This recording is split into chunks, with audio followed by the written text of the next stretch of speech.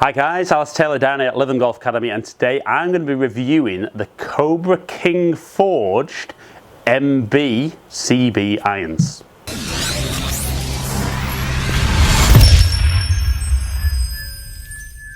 Hi guys, if you're new to Ali Taylor Golf, welcome down. Thank you for watching. Click the subscribe button, ring the notification bell. Let's make sure you get all my content as soon as it goes on there.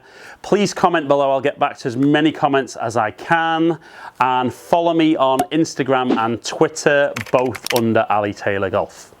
But like I said at the start, I'm going to be reviewing the Cobra King Forged CB MB. Now I've got the MB 7-iron set up for me, so we're going to hit some real balls on GC quad and we're going to see how this performs, and is this something that could be going in your bag. Right then guys, so as ever I've got 7-iron set up correctly for me. We've got real balls, we've got GC quad, I've got a set on par 3, 166 yards, so with a 7-iron at 34 degrees, probably about my limit for the 7-iron for this, but going to hit some shots as ever. But with this being a muscle back as well, I'm not just going to hit kind of normal shots.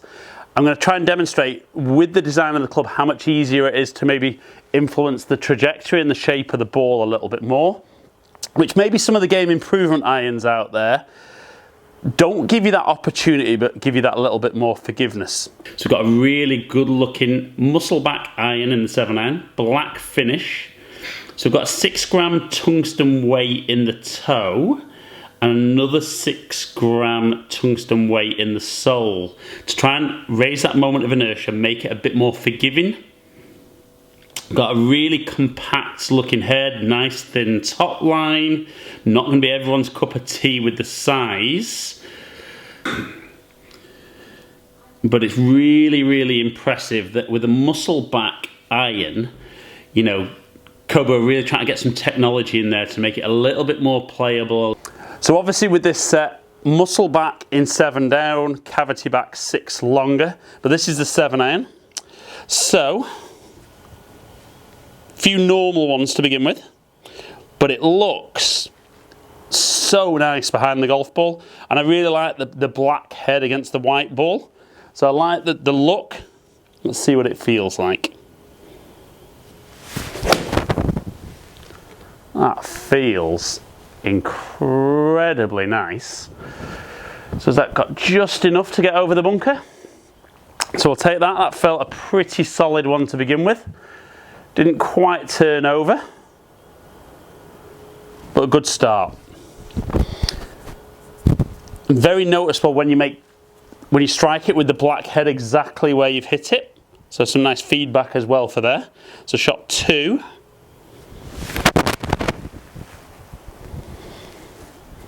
That one just leaking out to the right a little bit. Probably won't quite make the carry. Nope. So that's me, not the club. What I'm interested here is certainly with the tungsten in the toe and the sole, the idea is that this is going to be a little bit more forgiving. Now obviously when most guys look at a bladed club, forgiveness is not something that initially springs to mind.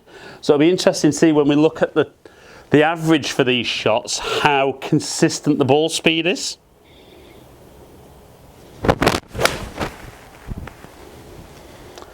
So it's very high, launches high, flies high. Again, with 34 degrees of loft though, I'd expect that to be the case, and I would expect the backspin to be pretty traditional. So I would hope this amount of loft would be round about that 7,000 revs. So that one eventually stops on the green. Right, so first 3, really pleased with how they've felt. So that one's going to turn over a little bit more. Again, distance-wise, I think it's going to be pretty good. And generally speaking, seen some really nice consistency with a muscle back 7-iron. So we're going to go one final one with kind of standard shots for me.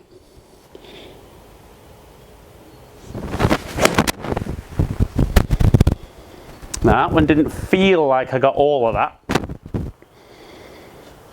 So just landing a yard or so short. So Be interesting to see when we look at the numbers what the drop off was with that one that wasn't quite struck.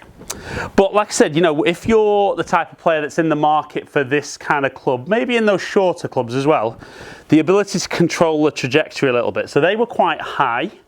So I'm going to try and knock this one down a little bit. Might cost me a couple of yards on carry.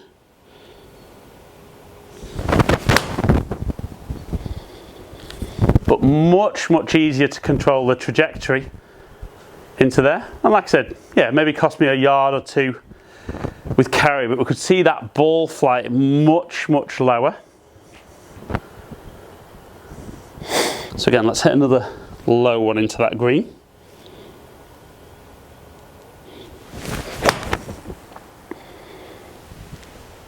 It's really flat. And again, I know they're finished in the front bunker, but I'd be happy with the fact that I can really control that trajectory. And then obviously my stock shot tends to be a little bit right to left. Let's see how easy this one is to kind of get the ball working a little bit more left to right.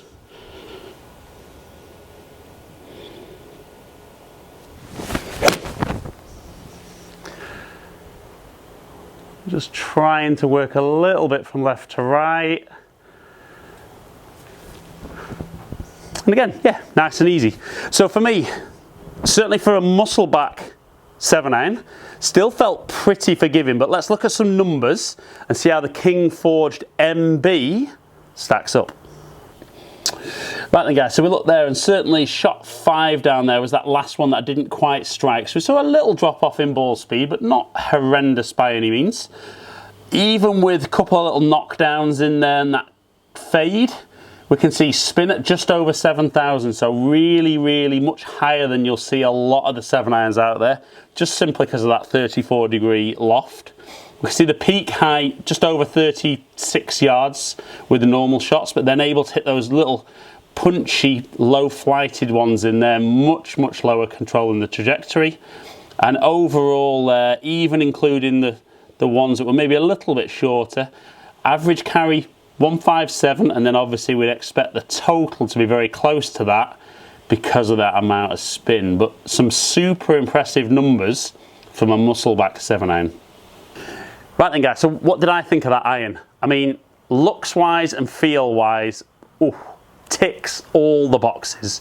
Now, I think the big challenge for a lot of guys is at 34 degrees, it's got a lot of loft on it. But it's a more traditional 7-iron, and this isn't going to be aimed at the guy who's looking to bomb it miles, or it might be the guy who already hits it a long way who wants a little bit more control. But I thought the numbers we saw there from that 7-iron were impressive.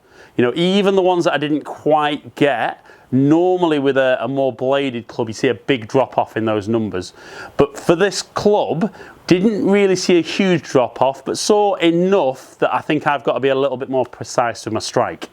Now, is that set going to suit everybody? Absolutely not. I think the fact that you've still got the CB, the cavity and those longer irons down to 6-iron, I think is good because that's where most golfers need that little bit extra help. But I think for anyone who likes the Cobra equipment, I think you'll love this if you're a better player and you're a good ball striker. But the key as ever is to get down, get fitted, try it and see how it performs for you. So guys, hope you've enjoyed the video. If you have, like and share it, comment below and I'll get back to as many of you as I can. Click the subscribe button and ring the notification bell. Let's make sure you get my videos as soon as they drop.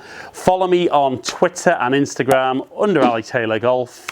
Hopefully catch up with some of you guys down here in the future. Stay in contact.